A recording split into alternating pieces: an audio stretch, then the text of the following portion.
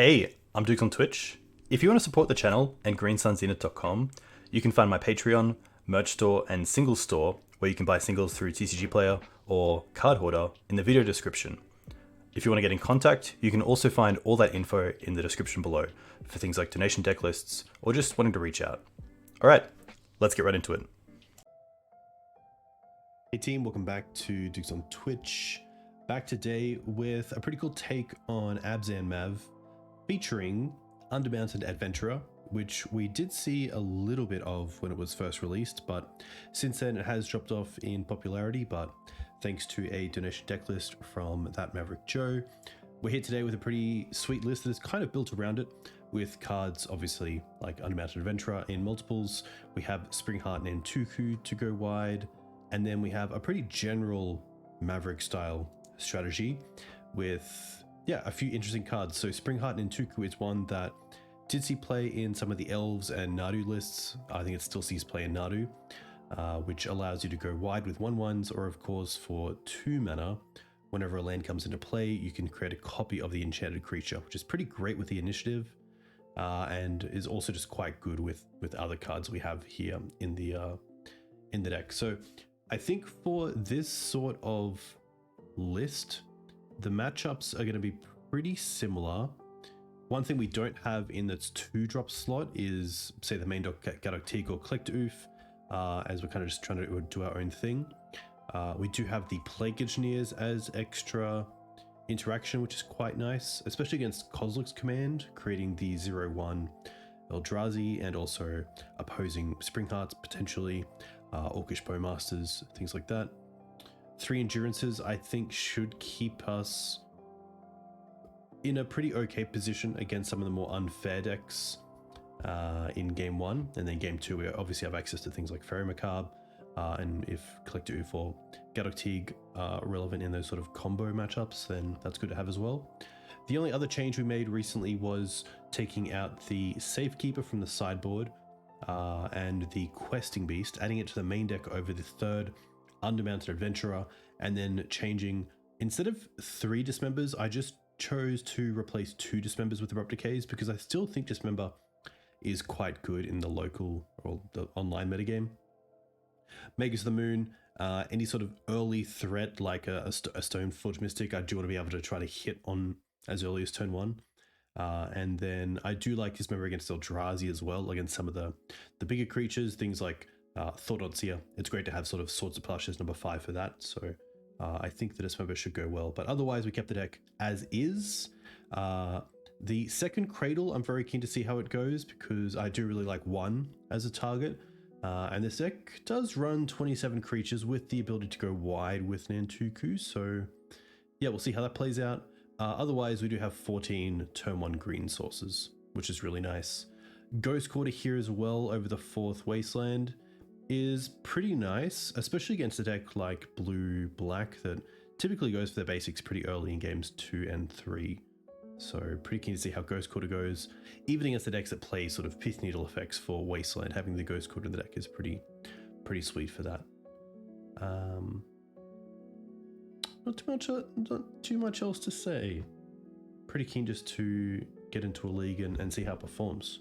I haven't played too much with Springheart, so I will need to take a little bit of time with that one.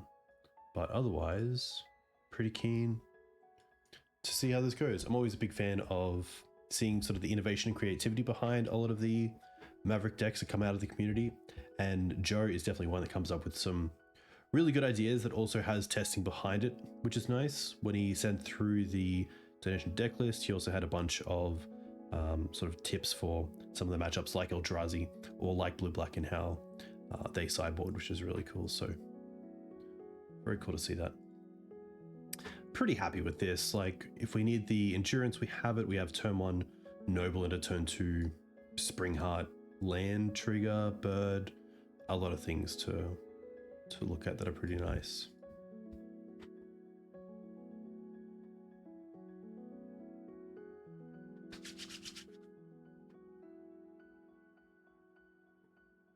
All right. The only consideration here is turn 1 bird, because it does turn on our black mana. if we top deck, say, Grist, and we want to have access to that, which is a consideration. Hey, Arnie, welcome. Hope you're doing well. For that reason, I will lead with the bird. Like, if our opponent has some sort of 1-drop next turn, and then we top deck Plague Engineer, just having that ability to cast it, I think, is relevant. And in terms of mana, it does the exact same thing for what we plan to do here anyway. Interesting. So here we're most likely up against a a deck where Fury is probably going to be here. My thought is Wasteland them and then double Manadork. Obviously a little bit tough if they have a Fury. We can't really beat a Fury in game 1 anyway, but being able to Ramunap the following turn and get back to Wasteland could be pretty key.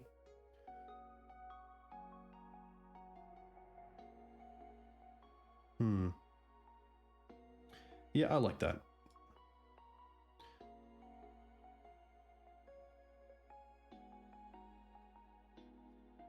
A tough one though. I do need to catch up with a lot of Magic stuff, especially through Discord, because I got a new job, which is fantastic and I love it, but it does take up a bit of time. At least here, like, a Fury would be a 2 for 3, which is obviously still pretty poor, and would put us back down to that 1 land. Oof, okay. Well, that's huge. Well, now we get the extra bird as well, so we don't get to go Springheart and also Ramunap, but I think that's going to be fine.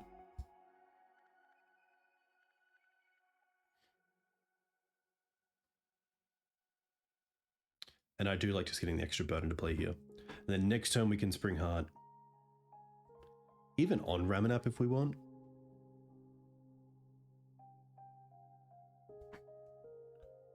Okay. Well, at least we do have a pretty decent clock here. A fetch land would be pretty great. And there's the fetch land. So let's start with...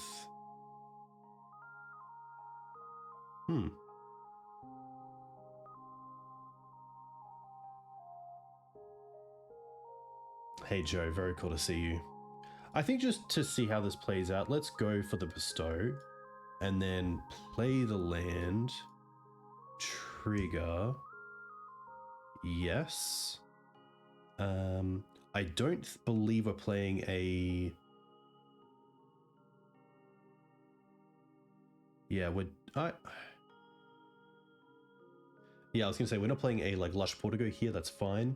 We're just gonna go for the Savannah. I don't want to show black here. I don't think we could also go for the forest, but I think at this stage we're pretty happy to go Savannah, trigger, create another one, and then attack with this one.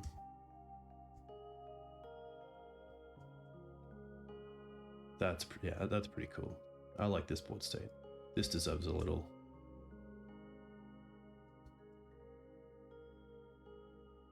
Nice.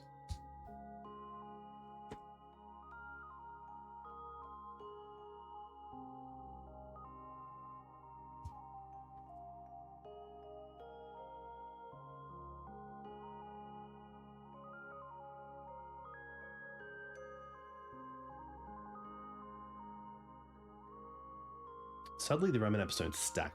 That would be quite cool.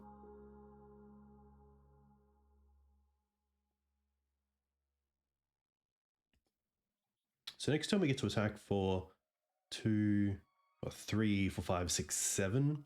They could play the ring here. That's fair. That does buy them a turn. We don't have Collector Ouphe in the main deck. It's fine. We do have Questing Beast though. Hey Salting Big Taylor, very cool to see you. We do have Questing Beast, so Green Suns off the top would actually be lethal.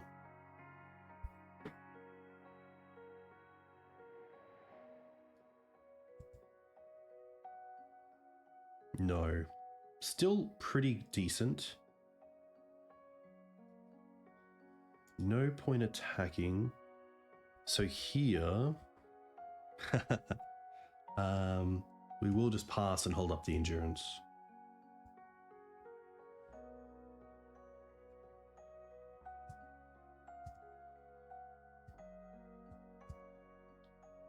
We also have 4 mana total, which is pretty great.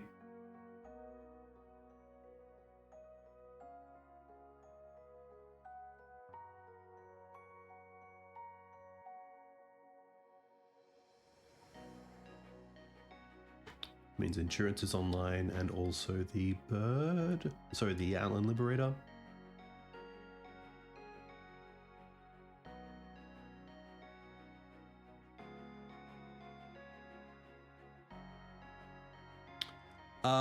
So the only reason I didn't attack was that they have protection with the One Ring. That's the big thing. But otherwise, great observation. The only other reason not to attack with the bird and keep back 4 mana is that we have 3 for endurance and 1 with Liberator as well.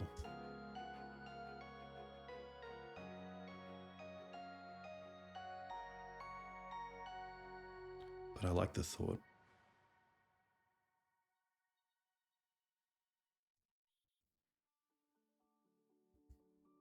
I also like getting the endurance into play here. And then if we don't draw into a spell, then the Outland Liberator definitely flips. I also don't think it's worth hitting their stuff. Like, giving them back a ring's kind of lame.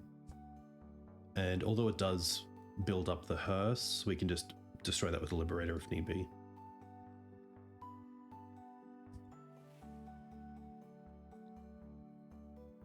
Come on, Green Suns.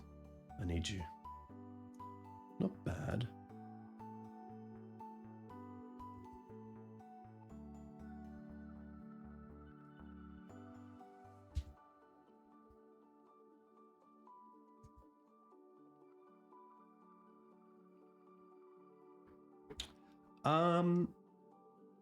That's a great question. For Australia, I believe there are details of the next Mana Clash, which is cool. Which is a pretty new event for Australia, and I believe this year was the first one. But the Mana Clash essentially is an eternal weekend, mainly focusing on Highlander, which is great. It's a great format if you want to check out more.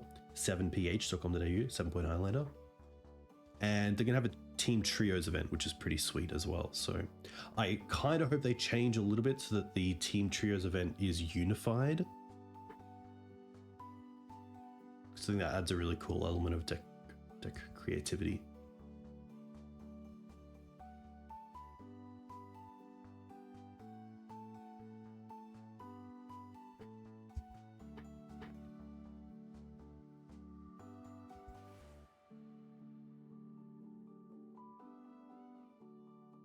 Another bauble, okay.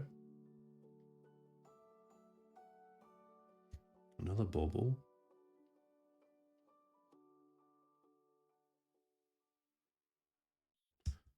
Fable's fine.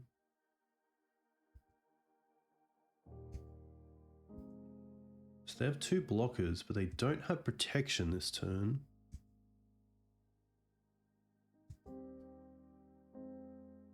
Knight. Knight doesn't do anything special here. So let's attack with everything. Yeah, Magic's in a tough spot. I've definitely pulled back over the last few weeks and definitely will pull back in future. Yeah,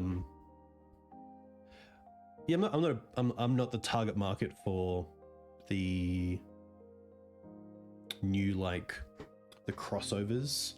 I really like Magic for what it is. So, like, pre-modern is a format that really appeals to me because it's not really one that changes, and it really does, like, encapsulate, I think, Magic in a really great way. Brisbane's also got a good pre-modern scene, which is great, and there's a growing Australian scene, which is cool. And then Legacy's, yeah, Legacy's tough. As a player who plays fair decks, you got to take it on the chin that there are decks that are just going to pummel you, and that's fine. Like, I think a fair format, or at least a great format, is where you have the scissors, paper, rock type approach, where scissors beats rock.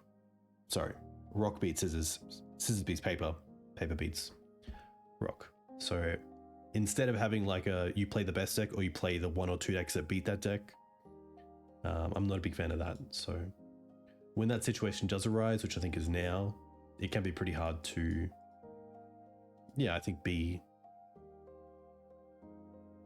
motivated to play.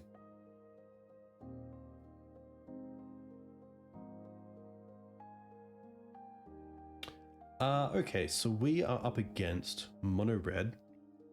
Probably don't need the Plague Engineer, they're not really on the Goblin side of things anymore. I like to Dismember here for the Maguses. Decays, of course. Ouphe is great. Force of Vigors are pretty good as well. I think we can go down on all plagues here. Safekeeper, the Endurances. I don't mind the Keen-Eyed because it is a pretty good threat. I like the Beast because of the protection. It could just be a Cradle here, just because of their ability to turn off our mana pretty quickly and also go after our board with things like Fury. I don't mind this. I still like, I like that the deck does have one of each basic. Makes it a lot easier for this sort of matchup if it comes up. But I think this is pretty decent. I also think that the move towards Vexing Bauble for this deck compared to move of Vexing Bauble compared to Chalice is really good for us because Chalice can really hit us. We aren't really a deck that folds to Chalice, but there's a lot of starts from them where we just fold to Chalice because we can't source to Plowshares their threat, or we can't build out our mana through Mana Dogs under their Blood Moon. Happy to keep this. Having access to both basics is pretty sweet. All three colors, Force of Vigor if we really need it. And no turn 1 play for them is pretty huge. It gives us time to set up. Okay. I actually don't mind leading on the Scrubland here. I would much rather them think that we don't have great mana and go for something like a Blood Moon. Unless we do care about the black for now. And if we lead on the forest, do they then not play, say, the Blood Moon effect and go for something else, which then allows us to untap with the Scrubland? That's pretty interesting. I think I will go like that.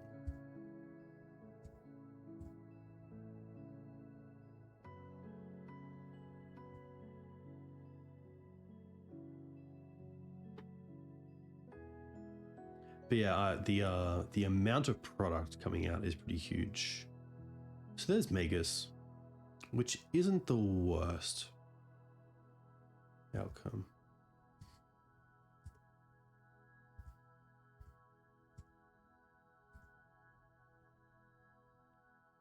Okay. I think here I'm happy to play Wasteland into Nantuko. I could hold it, but I'm pretty happy just to get it on the board and see if it attracts like a bolt or an abrade or some sort of damage spell that the knight doesn't get hit by.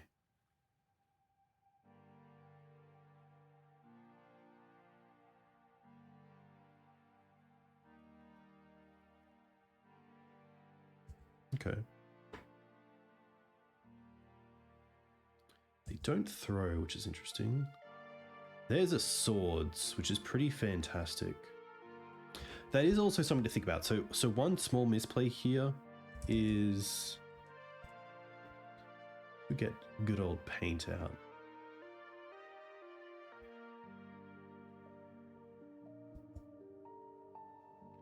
So last turn, probably don't even need paint here, but I love paint. So here we go.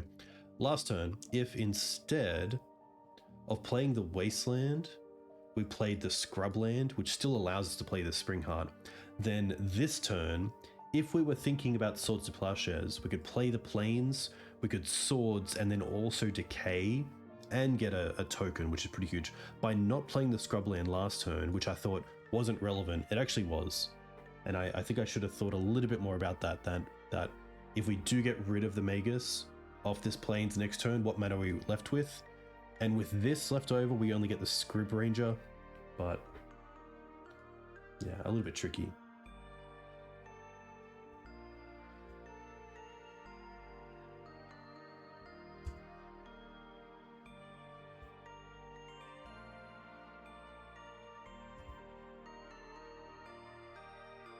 I'm not going to swords just yet either. I do want to see if they do anything in main phase or 1. Because currently we can double block the Magus, so they might try to play something, attack, and then throw with Boast.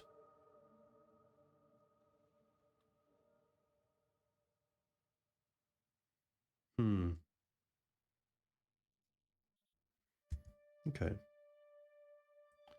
I'm not too unhappy about this either. Because it's pretty much a 2-for-1, but for us, which is pretty great. Like, I think playing cards like Springheart Nantuko in this situation specifically is really good because it's a 2-for-1 that we don't care about too much.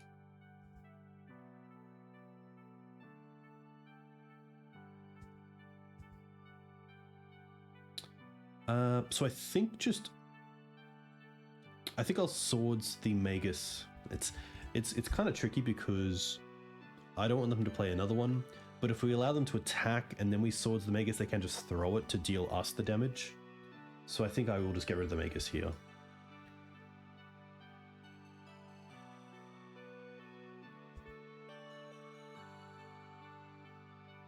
And then honestly, I also don't mind just taking out the Ancient Tomb here. That Wasteland isn't doing too much for us anyway, and to take them off the ability to play something for 3 mana post-combat is pretty huge. I think that's better than trying to get the Scryb Ranger in play.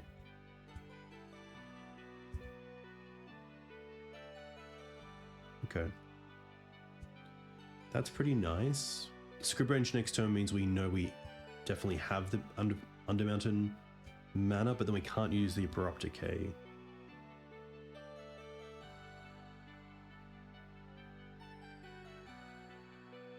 There's a ring.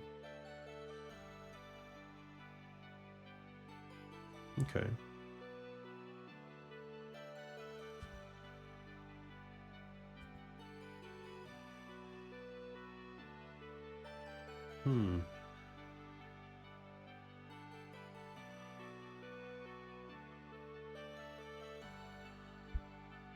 I think I care about this enough because if we allow it and then Scryb Ranger, the following turn we have Scryb Ranger and Undermountain Adventurer, but we wouldn't be able to decay as well.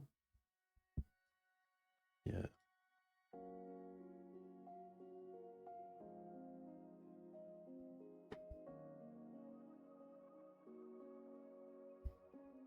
This is a tricky card to save ourselves from Undermountain as well. Yeah, so I think here we actually just pass with Scryb Ranger open and swords open. Rather than getting the knight into play as a 3/3, I'll try to make it a little bit bigger.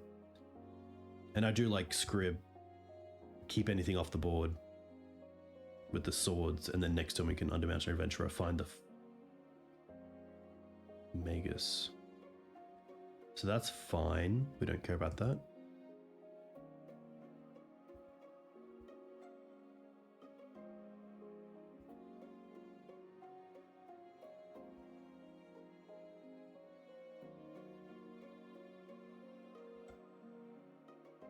So here I'm pretty happy to swords this, get Scryb into play.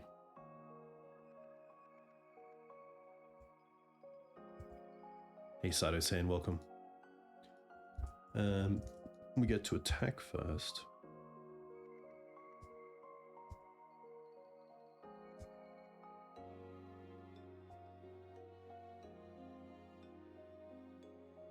And then I do think we want to try to get the Undermountain in play. A little bit rough, knowing that they do have some pretty good outs in like Mobbedias, potentially even their own.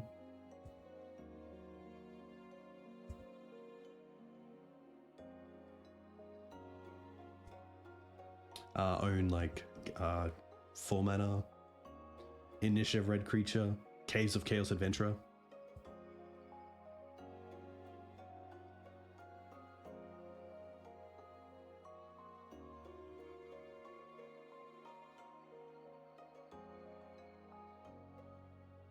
But if we could hold it off just once here, I'd be pretty happy.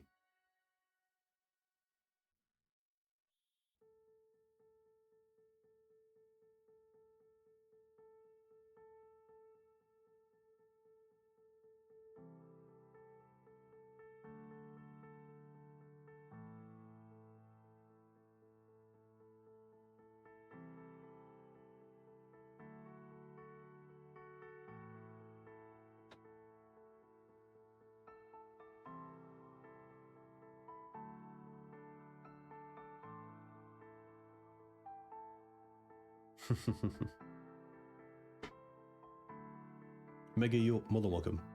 Thank you for coming in and watching. Hieroglyph. Okay, I'm actually not too afraid of that. That's fine. It does deal with the Undermountain, but I think that's okay.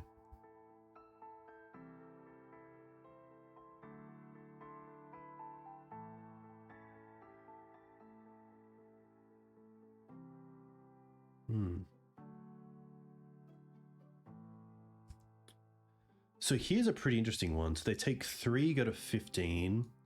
The initiative would take them down. I think here I really need to find a removal spell for the Pyroglyph, just to keep it off the field.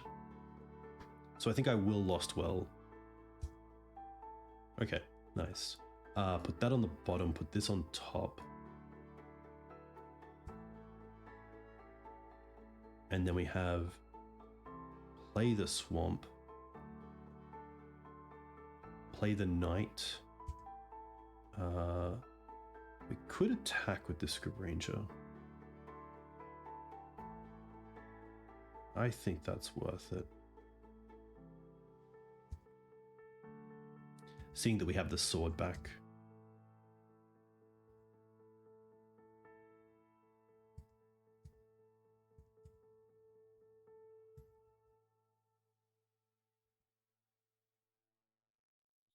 But they're seeing a lot of cards now.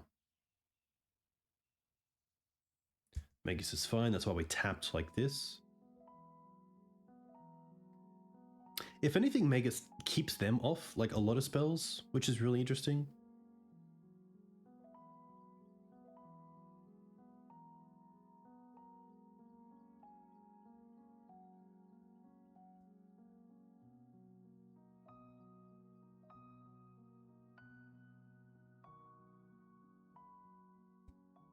Another Chrome Mox. Okay. I could hit these with the Force, but I don't think it's too relevant. It would keep like a Fury off the table.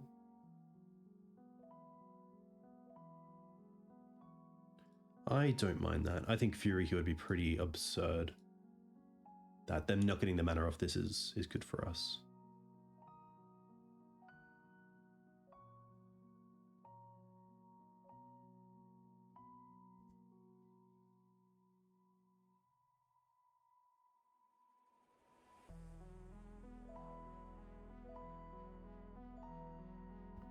Hey Sahar, welcome.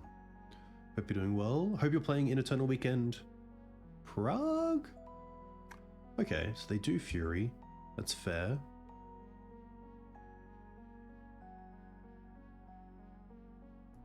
Now we're in real trouble because even if we sword the Pyroglyph here to keep the initiative, we then aren't doing too much otherwise.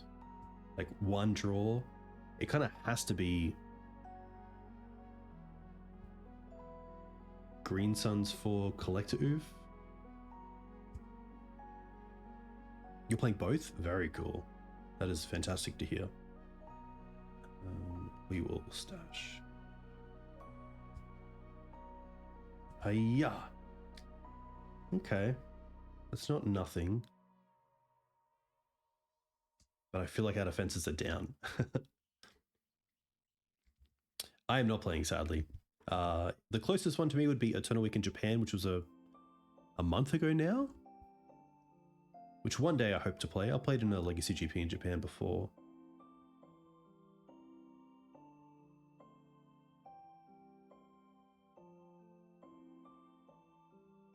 And this is where if they remove the Springheart with like even like a Fury here, than it is the case of just trying to play out to some sort of win. Because right now we are dead, and if we concede, that's 100% dead. But if we don't, then there's still that 0.5% chance. So we can see what happens off the top. Like, they probably have found another ring, but they have to find another ring. They probably kill us before that.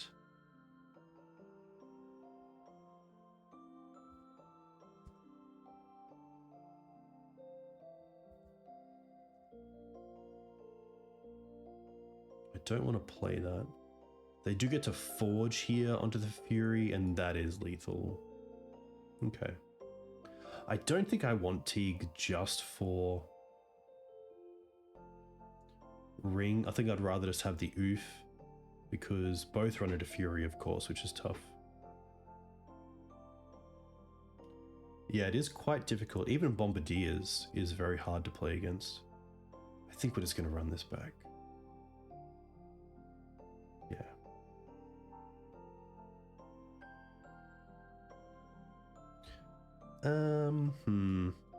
I think this is a bit of a trap hand. Like, we do get to Green Suns for Dryad Arbor, but then we aren't really doing anything else. It's very reactive. We don't have black mana. If we lose the Dryad Arbor, we're not doing too much anyway, so I think we'd rather mulligan this hand. Like, it does have swords, it does have force, it does have like a bit of an endgame, but it's kind of a hand with like a lot of tools, but no real, like, what job am I going for? I think it was an overall okay matchup. Like, I think it was pretty 50-50 back in like the Goblin days, but I think that a lot of the new cards have kind of pushed it a bit. Especially the ring. Like, they drew what? 5, 9, 12, nearly like 16 extra cards. I don't think this is good enough, sadly. Oh, okay. Well, we have a bit of a plan, so we'll keep this and bottom 2 nobles.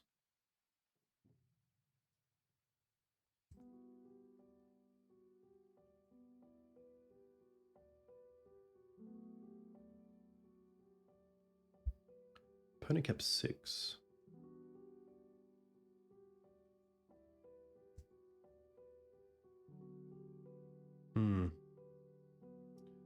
I think I'd much rather see if the knight gets to untap.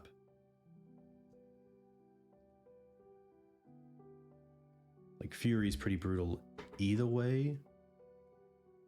But the Ramunap with like a fetch land could be really good.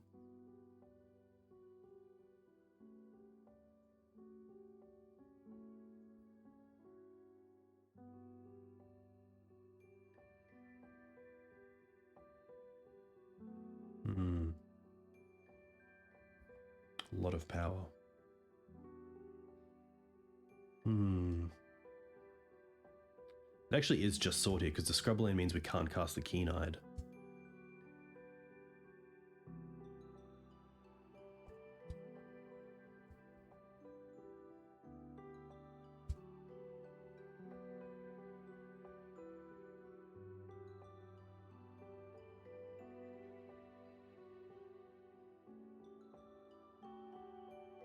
I don't think...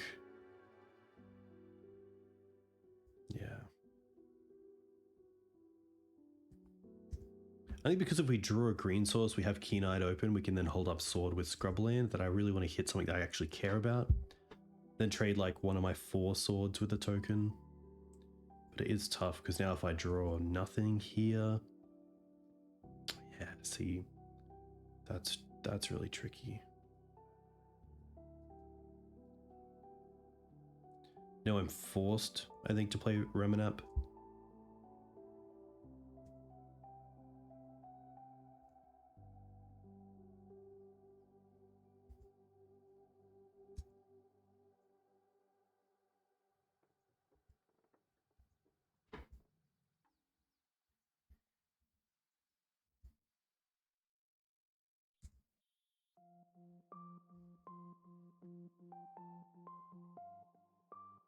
I will at least put that in front,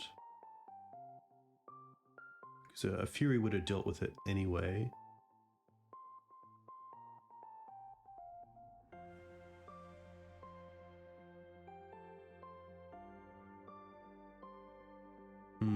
It's quite good.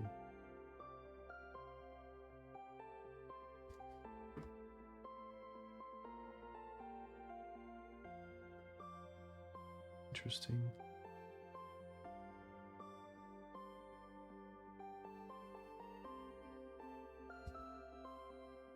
GG's.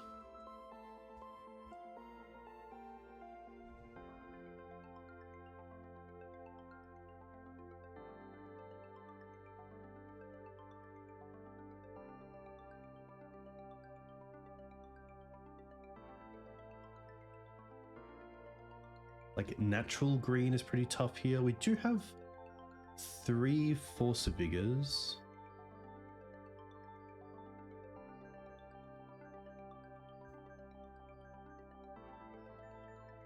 I think we'll go there. Tough. But yeah, definitely a tough one. Like Vexing Bauble, I think just because of cards like Fury could be okay. Vexing Bauble obviously great against some of the other unfair decks of the format to give you some edge on turn 1. That maybe Deafening Silence doesn't give you that sort of width against decks like Moon. Celestial Purge as well, I've been really enjoying as well. It's pretty good removal for both Moon Stompy and Blue Black, where not too many cards cross over.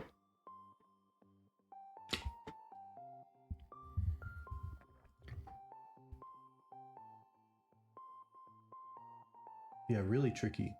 A very tricky matchup to keep like value, keep up with value. Like even so like a Fury is a 2-for-1, but if it deals with more than one creature, which typically against Maverick it is, then it's, yeah, it's gonna run away with the game pretty easily. Sam!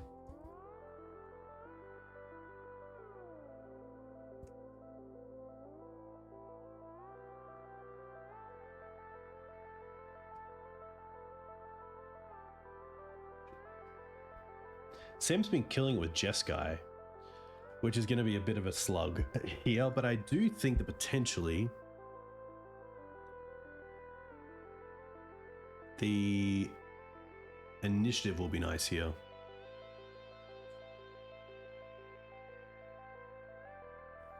Yeah, the Mulder 6 had mana, but it didn't have a whole lot else. I don't think it had enough to win like that early game you need to against Moon Stompy. I don't know if you can see, where are we? Settings, game history.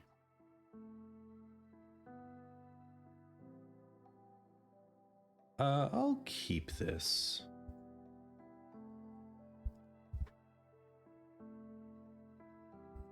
Okay. I don't want to look at like MTG Goldfish or anything. I don't think they play back to basics. But here I'm pretty happy to play out the birds first. Just because birds by itself doesn't attack with things like initiative. Wow. Very aggressive. What does that tell me?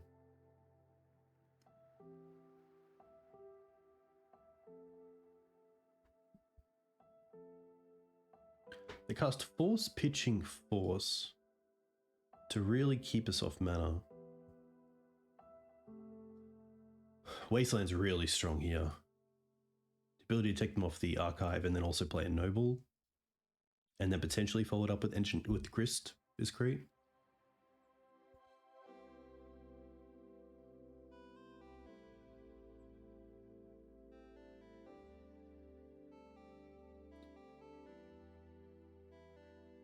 It's tough as well because you can't draw too much information out of them fetching for an island because they did just get Wastelanded. They obviously want to build out their mana around Wasteland. That doesn't mean that they're, you know, they have a back to basics and they want to move towards that.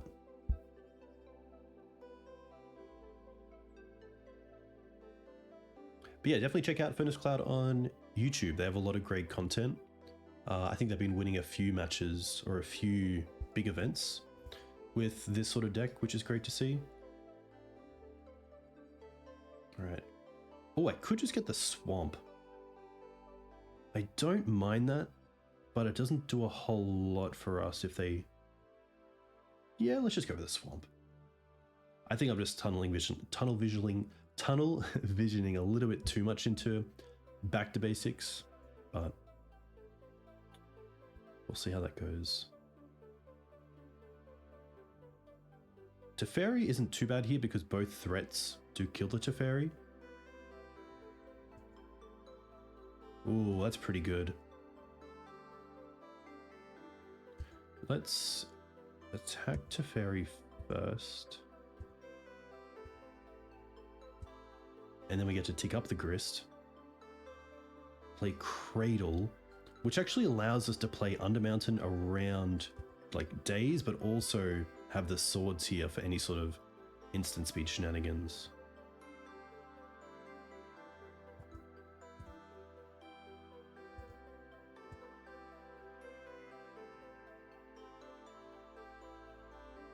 This is fine.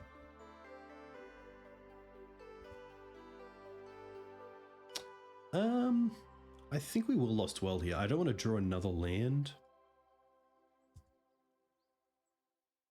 Actually, I don't want either of these. Really want a threat.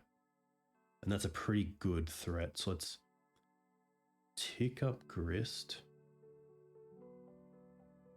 Knight.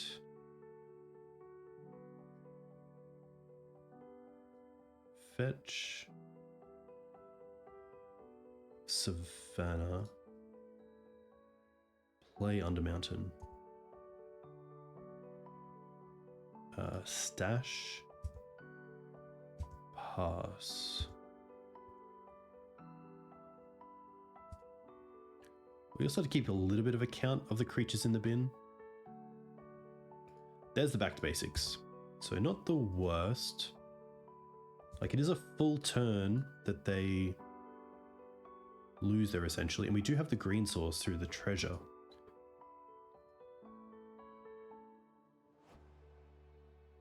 Chose to not use Ponder's ability.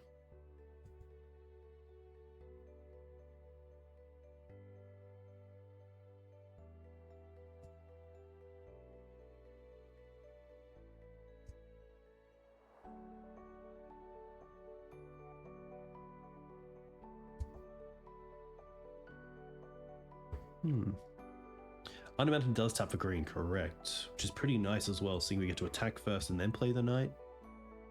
Although I do feel like a Wrath of the Sky is coming, but I believe Wrath of the Skies does hit their own back to basics.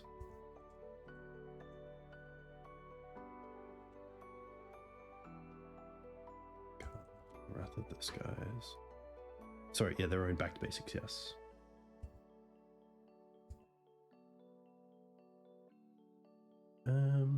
They're at 14. Yeah, let's play knight, tick up.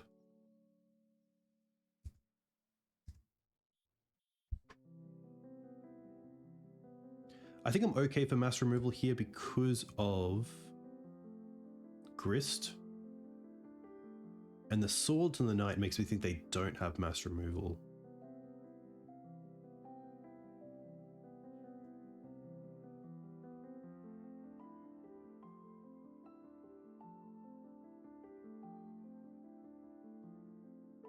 Prismatic is fine.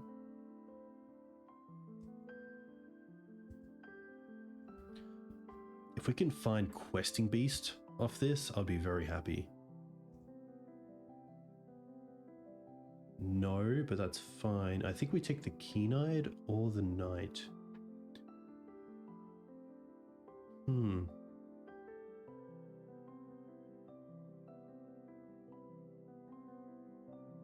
Definitely interesting.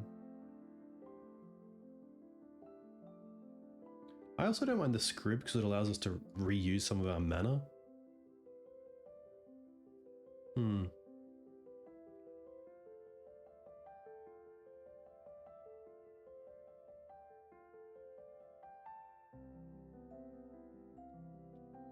They have one card left.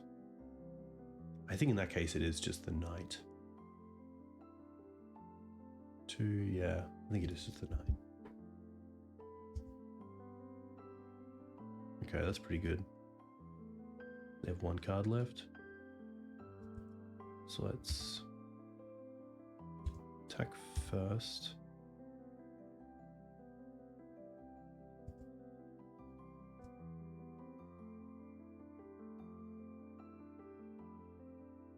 Play that out. Just so we can hit this back to basics potentially if we want to. It has to be for them. Like, no, I guess land into... Yeah, really tough start for them because land into Wrath of the Skies doesn't deal with the Undermountain. Teeg is great here. I do like the Decays. I don't like the Plagues.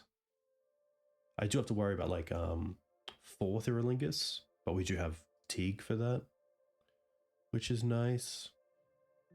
Potentially the extra Cradle here I can take out because of A, they're going after our creatures and Supreme Verdicts, and then B, also back to basics a little bit. That's a really good showing for initiative in this sort of matchup.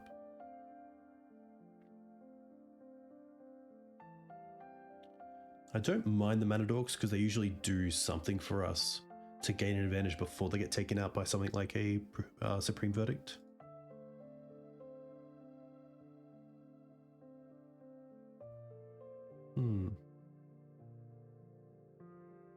I think we'll see how this goes. We do have to...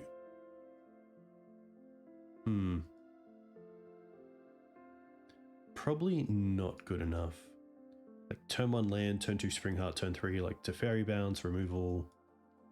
I think I'd rather find a hand with a bit of acceleration.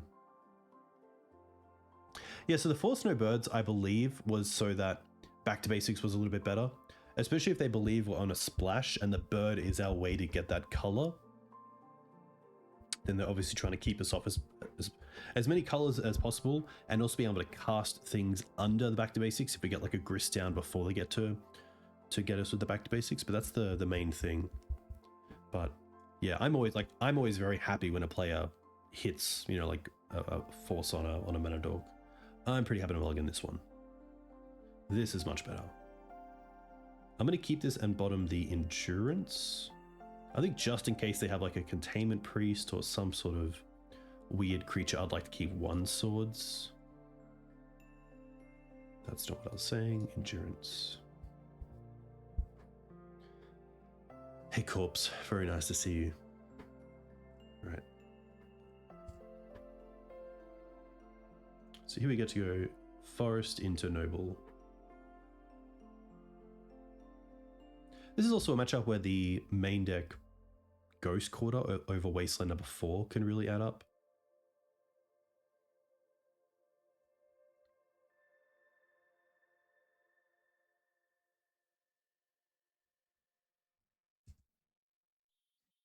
I think here as well, the Karakas I don't care about too much. So I'm happy to play the Karakas and then play the Springheart.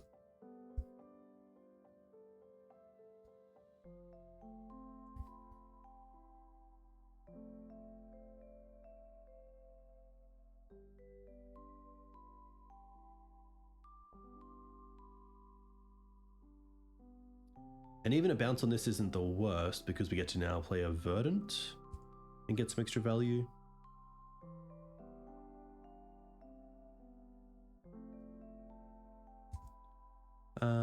Which I could... It's a little bit tricky because if I fetch here, I would want to get the Swamp to have access to the basic Swamp. But I also want to hold up swords a little bit. But if there is a world where they also remove this in response to us fetching and so we don't get the extra creature. But I'm happy for that. I'm happy to extend the amount of time we can play around with what we're going to get with the Verdant Catacombs. Then try to get the extra 1/1. I think it's going to work out in our favor anyway, but you never know. And there's back to basics, which is fine. So we'll let that come down. Then we'll fetch here for the Swamp. Trigger. Interesting. Well, that's pretty nice. I will start with Wasteland trigger. Take them off the tundra. Swords, fair. I guess they were trying to hold up, like, you could say there, why not just swords the Nantuko as soon as possible, or like in my upkeep before I can play another land, which makes me think that sort of two things. One, they have a sweeper, or two, they're just holding the sword as long as possible to actually hit something that they probably care about a bit more, like a Gaddock Teeg. A little bit like what we were doing with the fetch land, just trying to get as much information as possible. They have two cards, okay, so one can go to Fairy and one can go to them.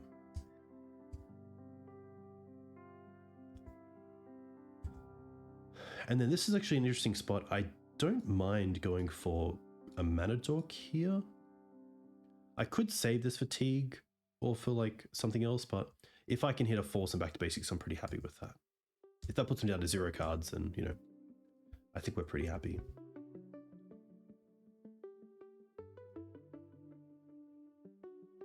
They find a land.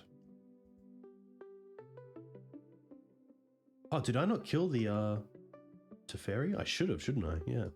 Apologies. So let's go land, play a noble, and then we get to go attack Teferi, attack them.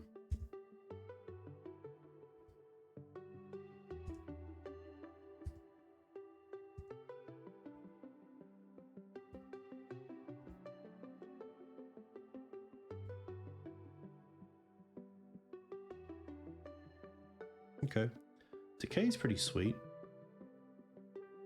They have one card. Because we have the Decay, I'm happy just to jam the Undermountain here.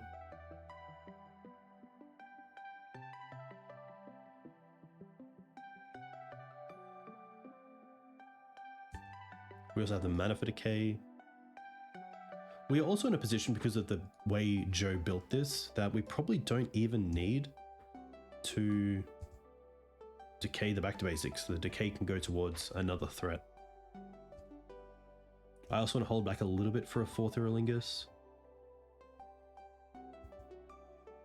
We miss out on 1 damage, but I think that's fine.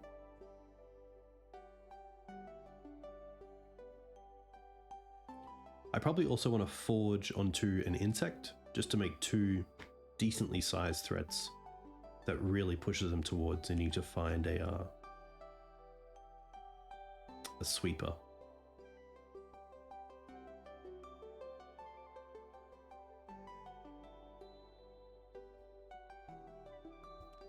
So they chose to not use Ponder's ability, so they know the top card.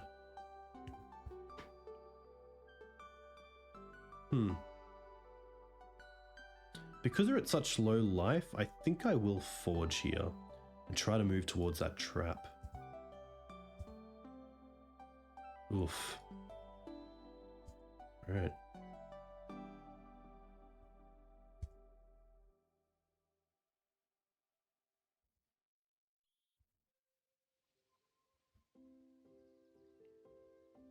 So I can't hold up Decay and Grist here. So I think we're just going to go for Grist. Tick up. Bayou in the bin. Hold up sword.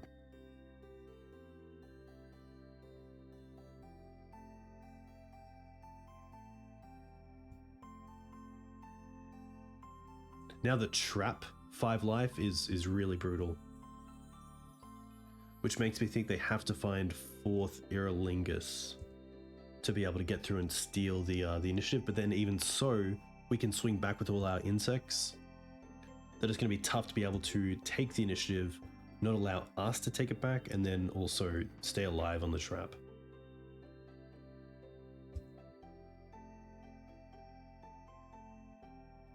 Yeah.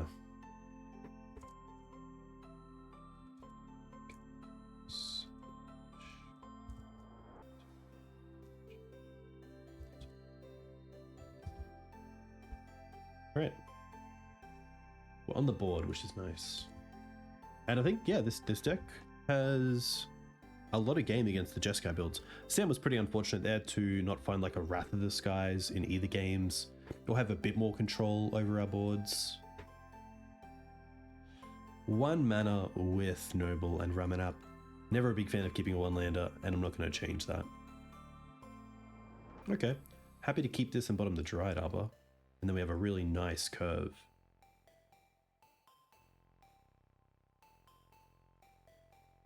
Keep bottom Dryad. And I think here we're just going to go Windswept, Savannah, Noble.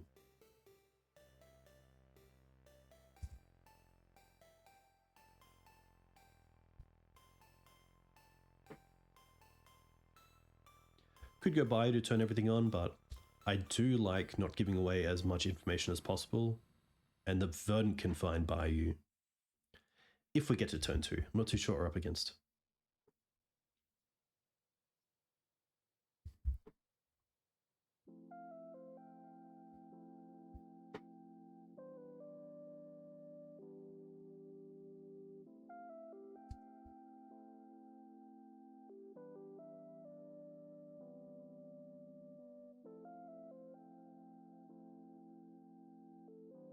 Swamp.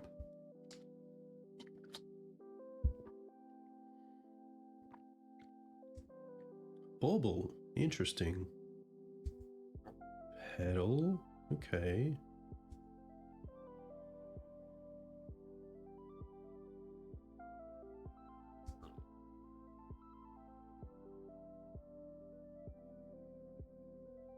Thoughtseize me. I will now look at Sam's lists. I had a feeling for some reason that they were still on... What's the best draw here? We don't have Ouphe, we don't have Teeg. I think it's potentially... It's either probably Endurance or Plague Engineer, because Plague just turns off goblins if they do go for goblins for some reason. We might be out of options here. The Dryad we bottomed, okay. That is fine.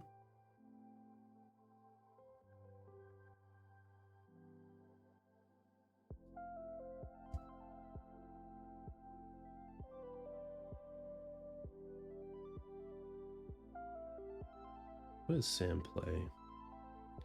So Sam typically plays 2 rats, 1 supreme, and then the 4-4 split. And then the Tamios and the forts, which is pretty interesting. Sam rats. Yeah, so I assume Sam has been playing rats.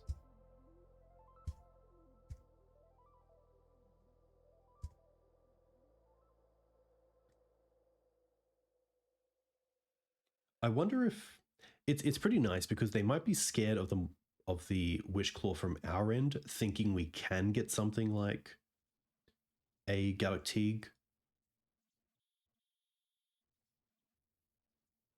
There's also a big thought of playing the Dryad Arbor this turn, so we can actually definitely play the Undermountain Adventurer next turn.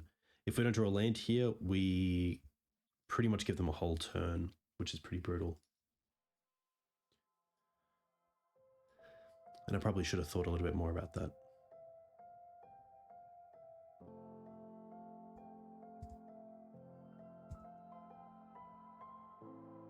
There's nothing like Thoughtseize in this deck that I care about, so I'm happy here to get Bayou, just to turn on all my draws, but also increase that little clock.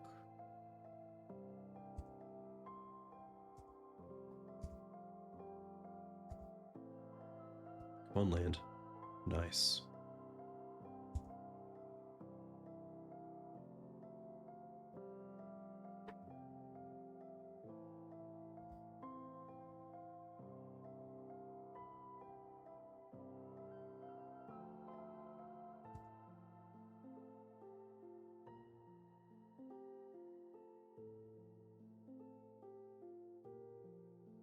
It doesn't really matter.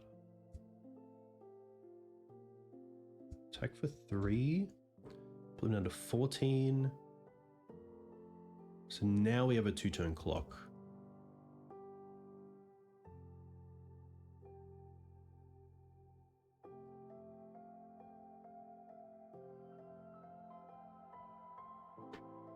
I think as well, 1, 2, 3, 4, 5, 8.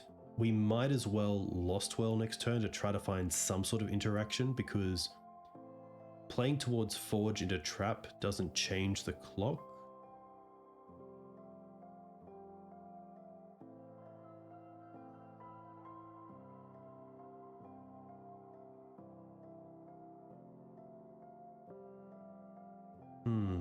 Okay. LED.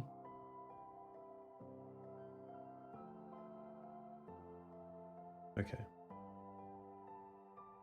To be fair, it was a matter of time. Oh, I wonder what they get. Siege.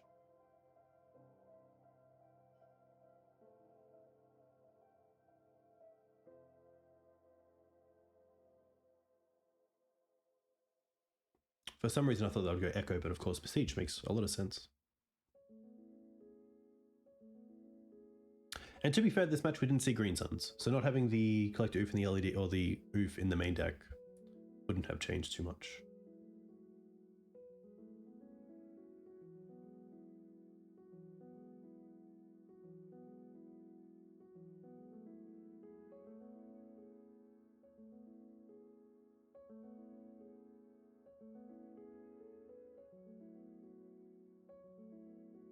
Right.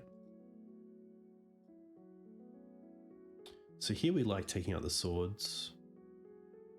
The plagues, I don't think they're on empty in any way. I like these, this. I don't mind the Fairy Macabres just to turn off that line of Gaia's Will, and the Dampening Sphere is obviously good. It's kind of a case of what doesn't do anything. Like Grist doesn't really do anything. The Springhearts go wide, but like Scryb Ranger, cut. Probably Springhearts, maybe keep one.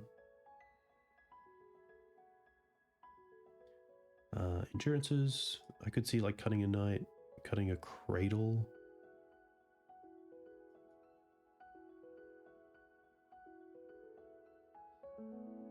Yeah, I wouldn't expect it. I'm pretty happy to go with this and then see how that plays out. Like Decay is pretty interesting. Like, is Decay better interaction than something else? We have the Force of Vigors, which pretty much hit everything Decay does. Other than, like, even Dress Down. But I think that's fine.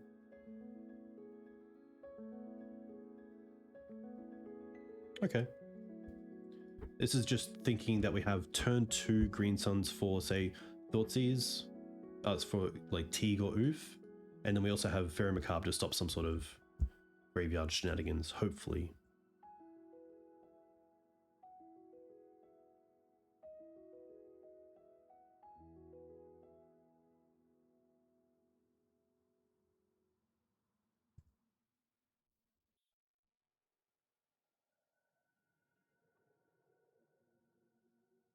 Okay.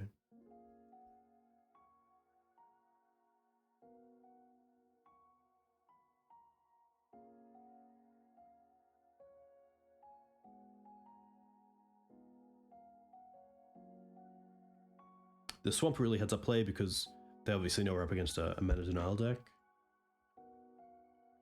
I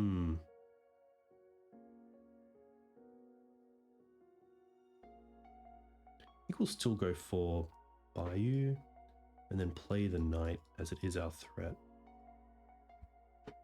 Have the unknown card in Noble Hierarch, which could be Mindbreak Trap for all that our opponent knows.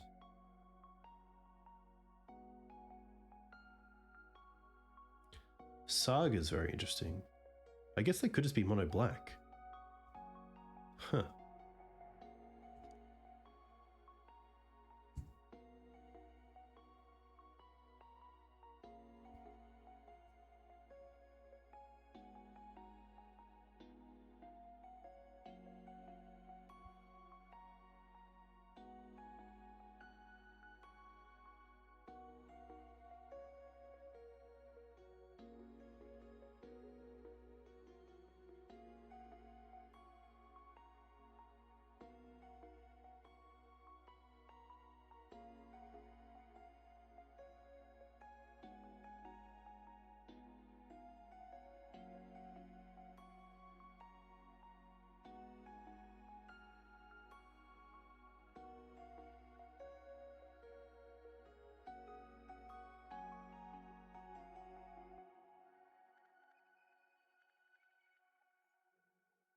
I do like the new like enchantment border. That's pretty cool.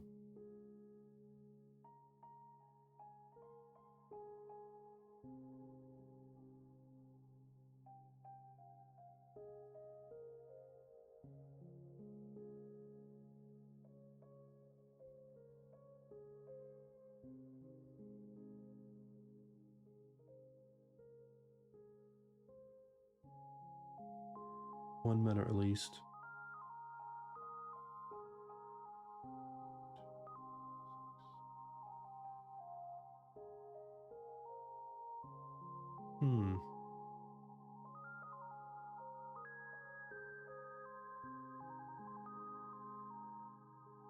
Pedal.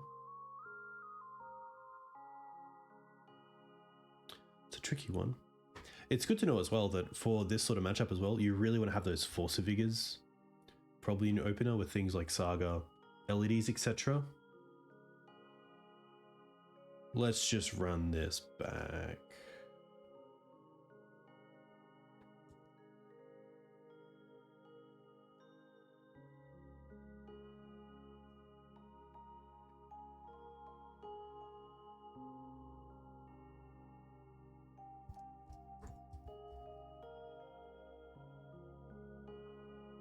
Ouphe Teeg Sphere. Obviously, like 2 mana on the draw is a lot to ask for, but hopefully something like a Force of Vigor can help.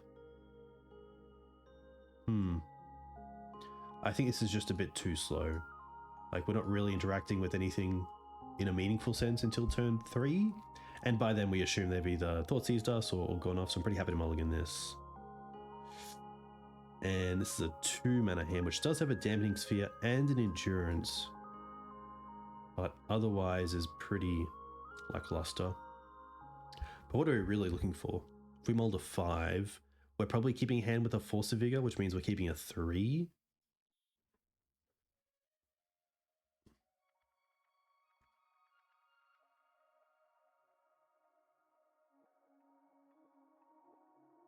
I kind of think we keep... I guess that could be a good 5. Like 2 lands, Green Suns, Mandark Dork, and then like an actual impact spell? No. Okay. Alright. Guess we keep bottom, bottom, bottom. Start with Dryad Arbor.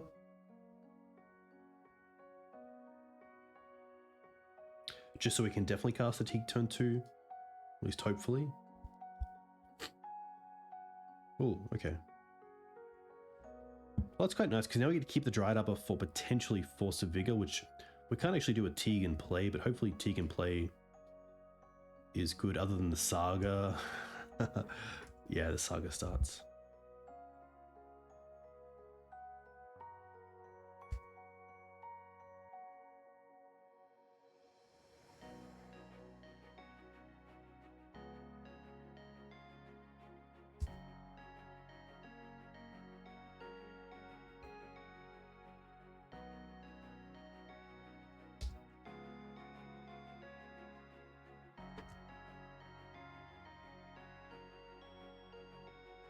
Surely we can't get the win through Adnors twice.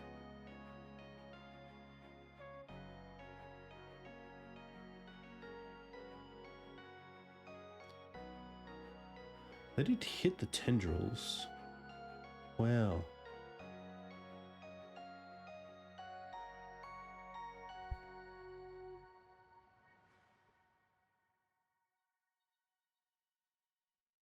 They have a Mox Opal, but they played a land in Sagas. They can't cast the Vault of Whispers.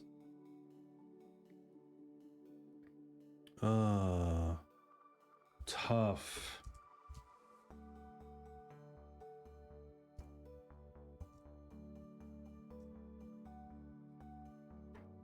I'm going to give them a code. We're a free league.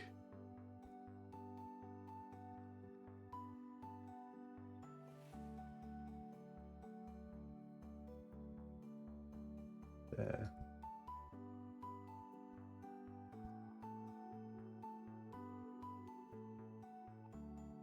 That's really tough.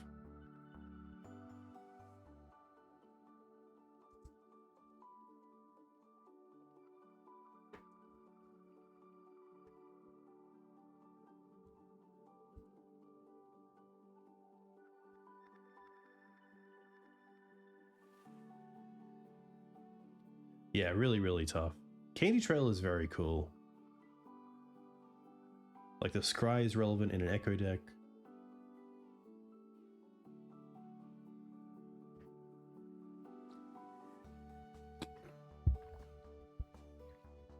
But yeah, just unfortunate. Like what, at 18 life, pretty much? You would think that Adnors gets you there, but it can be a little bit tricky when you are playing cards like Beseech. Like obviously since that card is printed, there is more stress on Adnors as well.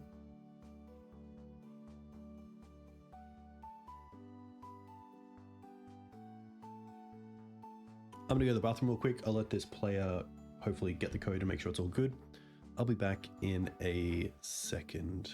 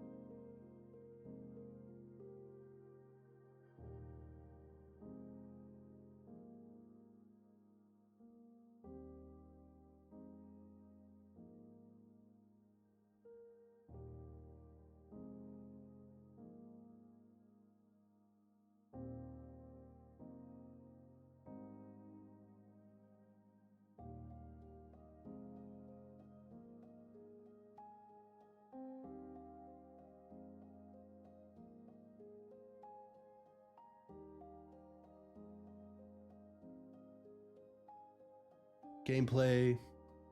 Yeah, the ring's tough. It is part of the format now, so we do have to be wary of it. And it can definitely run away with the game. So it was a case of trying to like close out the game before then, but sadly that just didn't come up. Oh, sadly mana here is not really a thing. It does happen. That's all good. Oh, sadly here mana is not a thing. It happens. It's all good.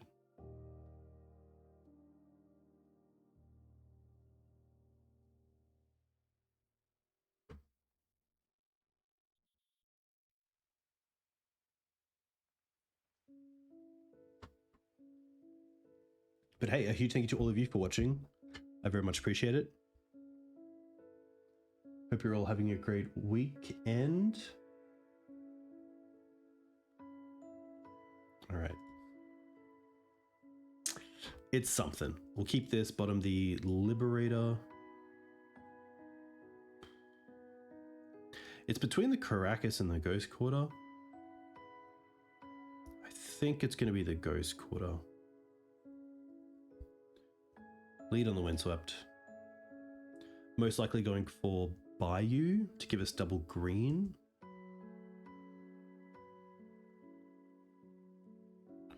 Okay. Cephalid Breakfast. That's a pretty good top deck.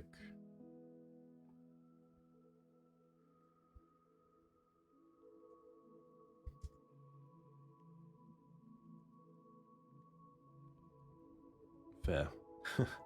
Fair play. Okay, that's interaction.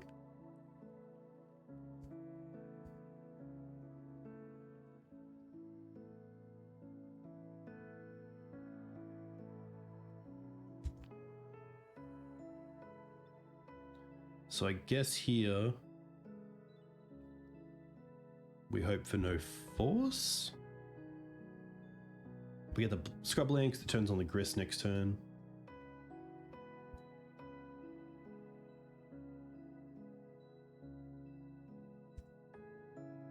Okay. Now playing Nadu. Interesting. I think Endurance would be the best card here. Verdant isn't too bad. We just play out the Grist and tick up, I guess. I feel very naked, but we can't ask for everything.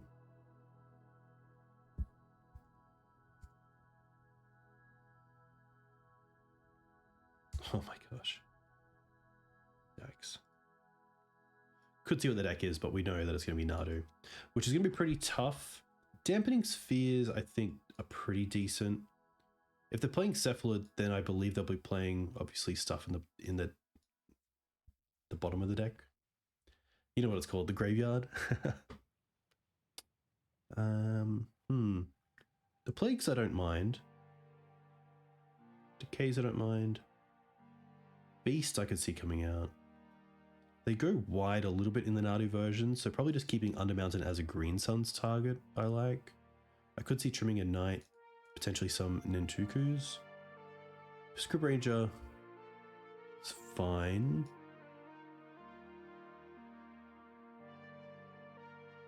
Because of the Springhearts going out, it's probably the second Cradle again I can trim on. There isn't a real hate bear to worry about, so I could take out Safekeeper. It's always interesting with like Shuko, like is Collector Ouphe worth it? I think I'd rather have Decay in that spot.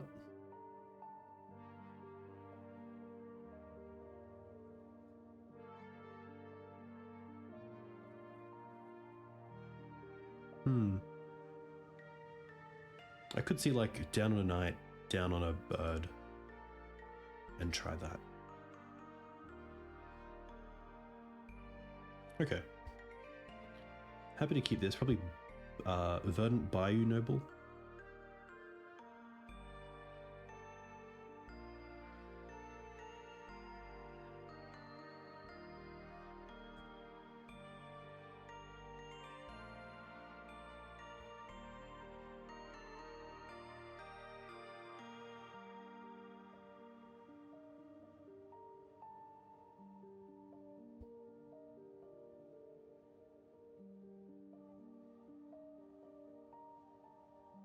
Okay.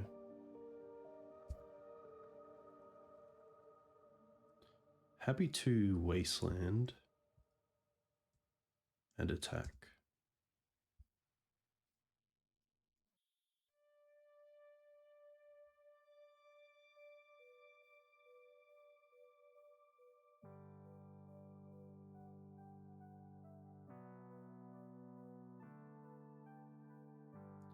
Prismatic.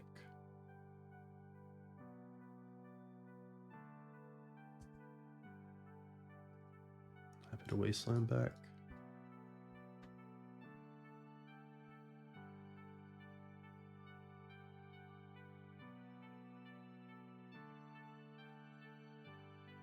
Keep on top.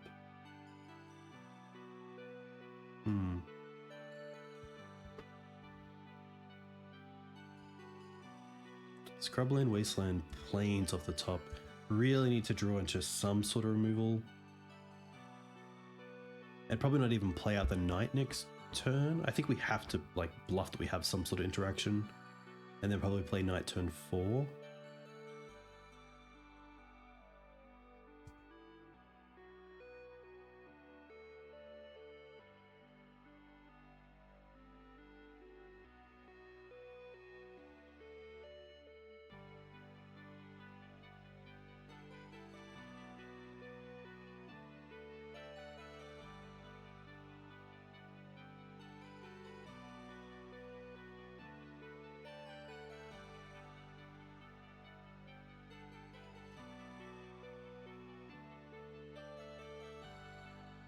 Interesting. Okay.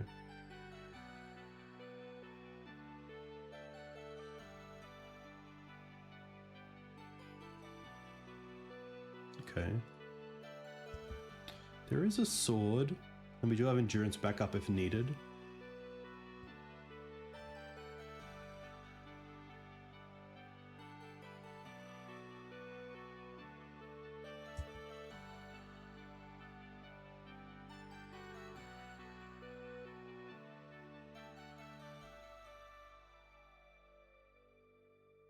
They shuffled with the Ponder.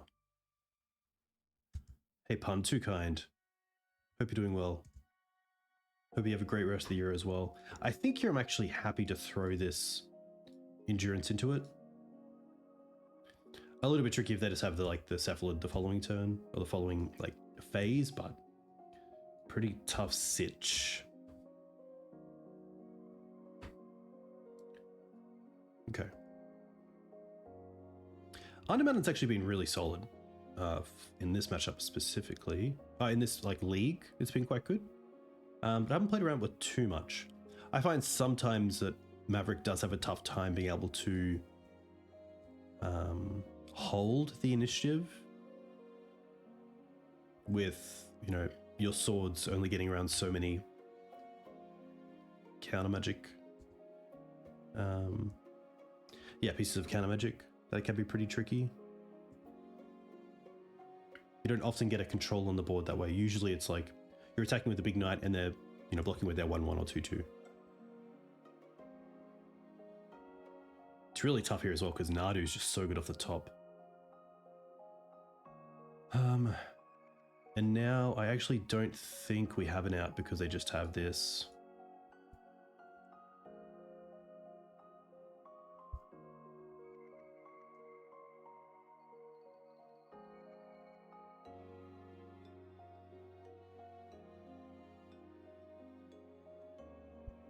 Because even if we swords...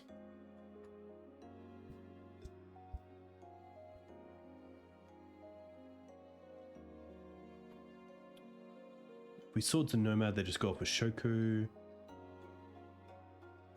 And if we allow us to resolve and try to swords in response to Shuko, they can just, of course, go off with Nomads. Yeah. Tough.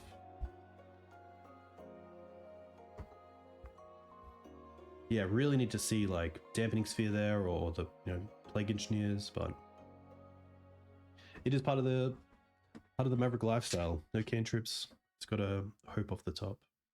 But yeah, I think if you see some of your sideboard cards, that can be a bit better, especially with Plague Engineer taking out Nomad or Cephalist, and then if they do play the Bant version with Mana Dorks and taking them off some of those is quite nice as well, like Noble Hierarch.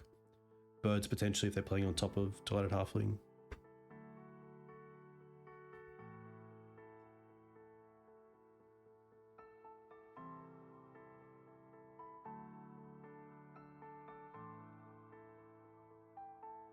Alright, hopefully we can finish this as a 3-2. That'd be pretty nice.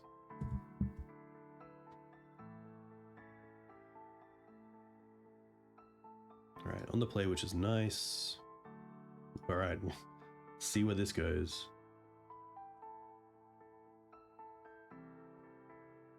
Savannah turns on all our colors. I mean, fetch at the top would be pretty sweet.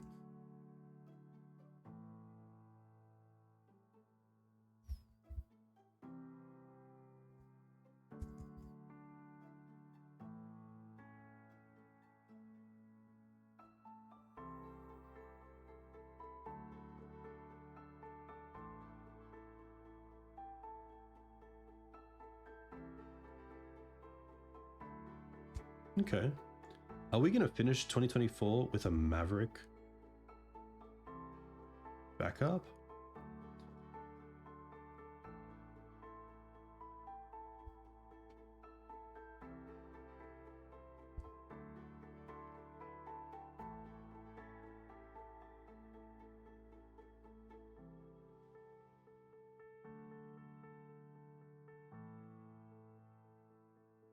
Misty. Okay.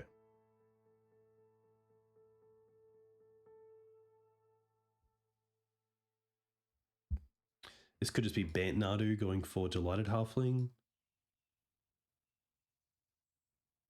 Yeah, that makes this quite tricky.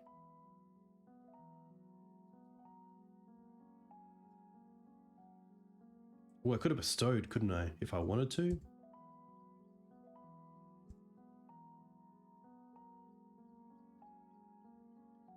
Pretty happy just to go for Savannah here and then 6.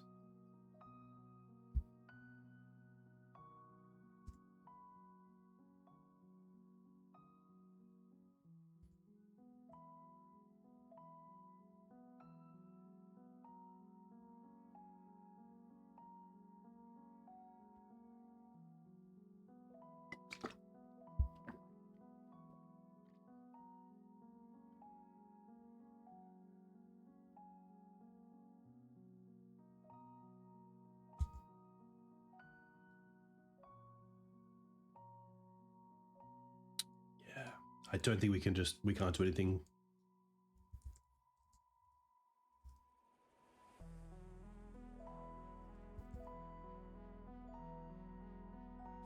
Play the dampening spheres, the decays, bring in the plague and the dismembers, and then just do what we did last time, which was Cradle, Safekeeper, Springhearts, Beast, Mountain, Knight. I think something like this.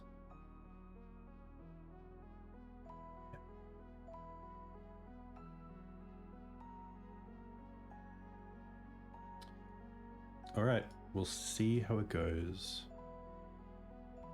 We lead on the Bayou. We can Dismember turn 1. Turn 2 we can play Nantuko. Land into Grist potentially as well.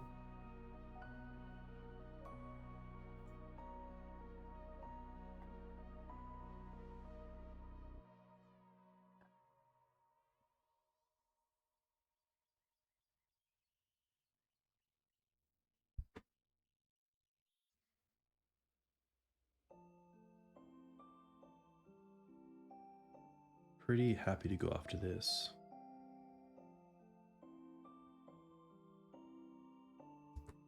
Come on, MTGO. You know how to do this. This, boom, boom, 1.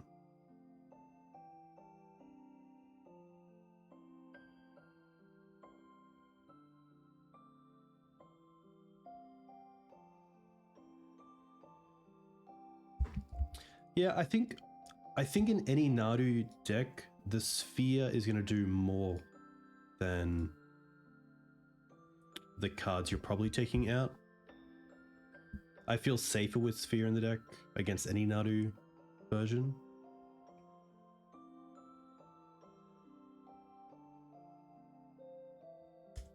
Okay, pretty happy with that.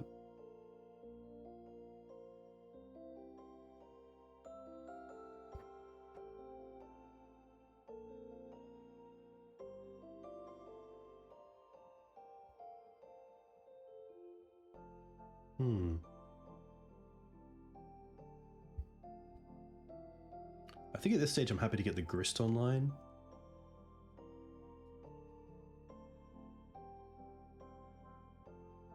Hey Runcall, welcome. Hope you're doing well. What have we been? Night. I don't think they think we're Nadu. Game 1 they played a pretty quick Nadu into Nomad. But maybe they don't have a great way to deal with go-wide strategies right now. So they wanted to force the Springheart? That's my only thought. But a lot of their creatures naturally are quite good against 1/1s.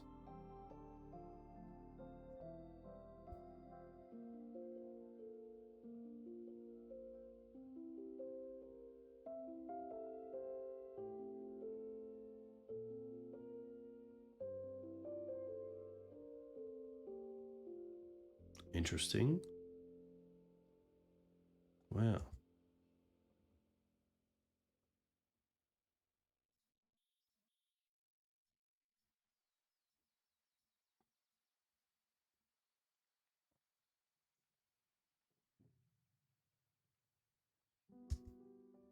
Okay.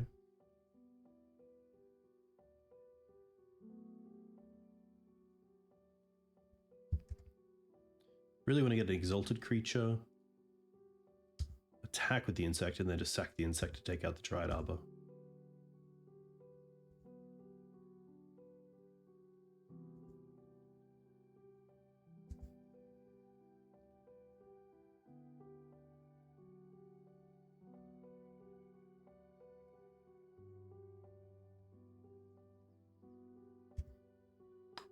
And then we get to play the bird.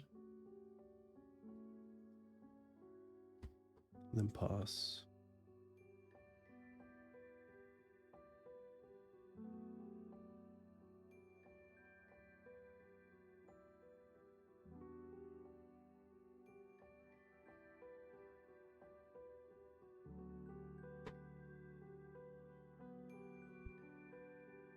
we keep QB? I don't think we did, but we did keep a Undermountain.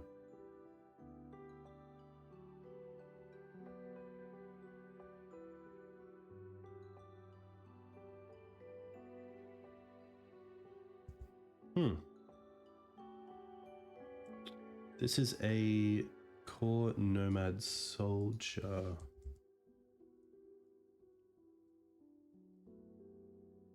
Let's have a quick look.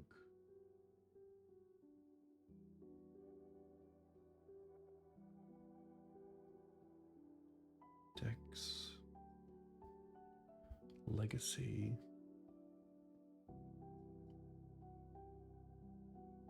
Soldier. Cephalid. I feel like these got renamed to like wizard, maybe? What was the... Does anyone know in chat? I think we're definitely naming soldier here. Hey, TCG Country, welcome. Octopus Wizard, that's right.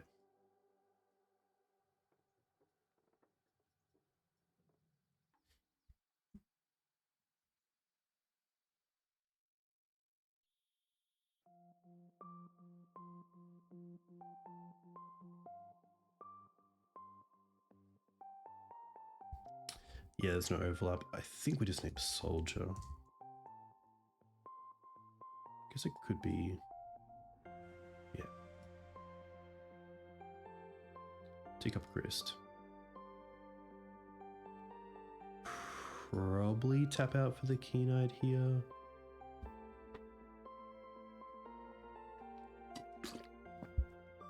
And then hope.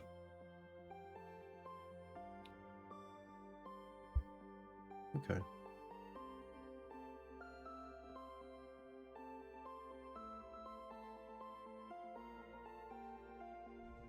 They have 2 cards left.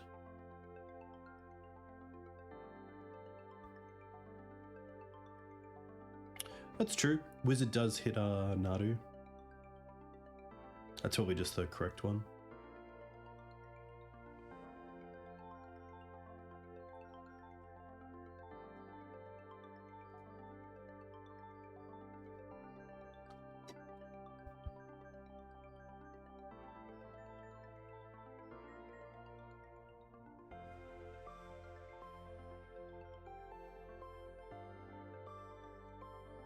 Oof. Yikes.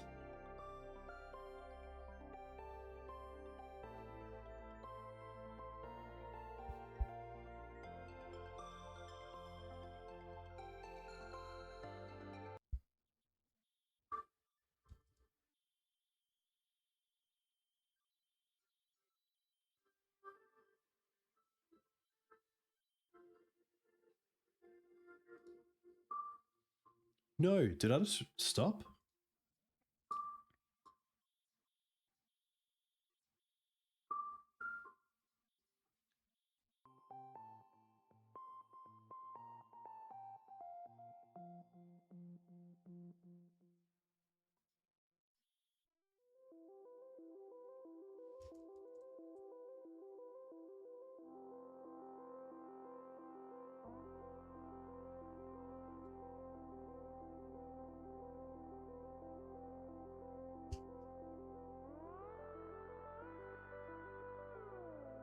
Yeah, I think again, sadly, the 1-2 combo is just a bit too much here.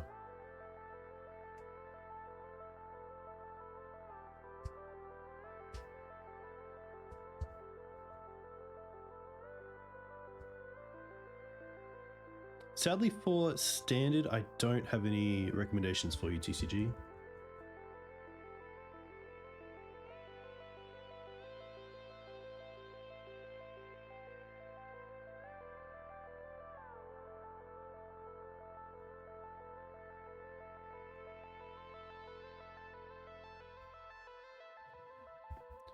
Yeah, I don't think I don't think we have anything. They have like another setup through GreenSunsZenith and Nomads, which is pretty tough.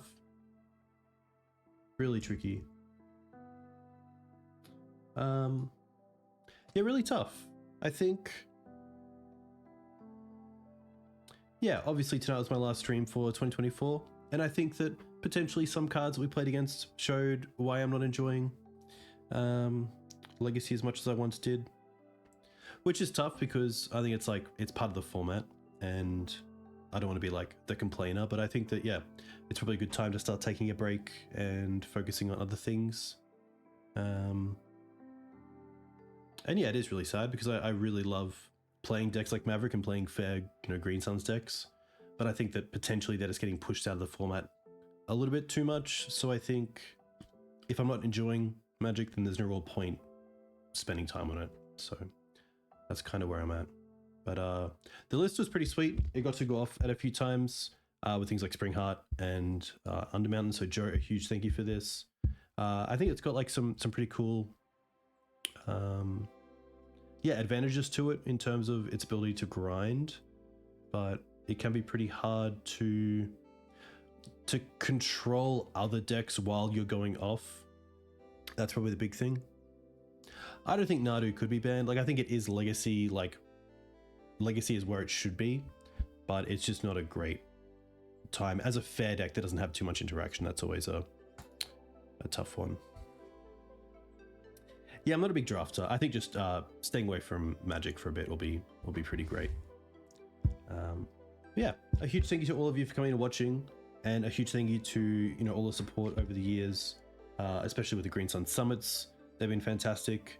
I will still have some older YouTube content going up just from the past few weeks that are still in bays, but yeah. I hope you all have a great weekend. Stay safe. Have a great Christmas if you celebrate. If not, enjoy some time off with the family. And we might reconvene in 2025. We'll see. Cheers.